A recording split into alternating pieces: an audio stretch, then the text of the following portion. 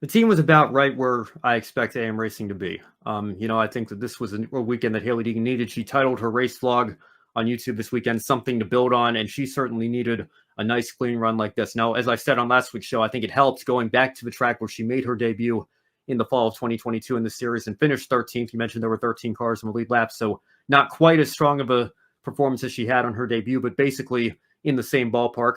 I think this was a very solid result for her. And again, it'll be interesting, and we'll get into Phoenix here in just a moment to see how well she's going to be able to build on this, because again, it was not the greatest start to the season for her, with some incidents that she got caught up in. But to have a nice clean race where she ran almost all the laps, finishing just one lap down and gaining that valuable experience in this series and with these cars, I think she managed the race very well, and it's only going to benefit her going forward.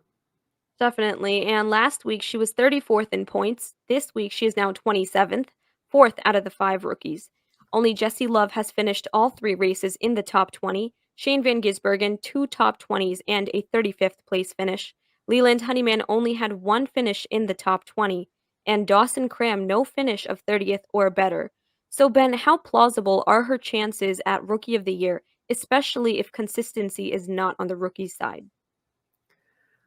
I would be very pleasantly shocked if Deegan can beat Jesse Love and Shane Van Gisbergen for Rookie of the Year. I think a good goal for her would be outrun Leland Honeyman and Dawson Cram. I think that would be more appropriate competition for her. Jesse Love's driving an RCR car. He sat on the pole for his first two Xfinity races, probably should have won the second at Atlanta. Even his teammate Austin Hill, who ended up winning the race, basically said that Jesse should be giving this interview right now because he should have won the race with how dominant he was.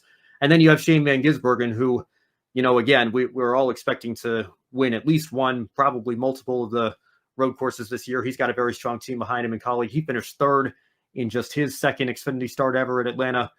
So he's going to be very, very strong. I think Deegan, again, if she can run with them, then that's great. But I think a more realistic, plausible goal and expectation would be make sure she's third in the standings here. Again, with the current playoff system and points and everything, she could go out and work the draft right and win Talladega. Maybe Jesse Love goes winless.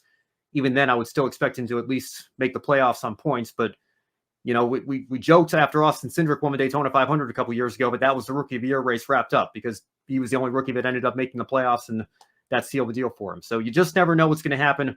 But again, I think your Rookie of the Year battle is really going to be between Jesse Love and Shane Van Gisbergen. If Deegan can outrun Honeyman and Cram, I think that's more her competition at this point in her rookie season here.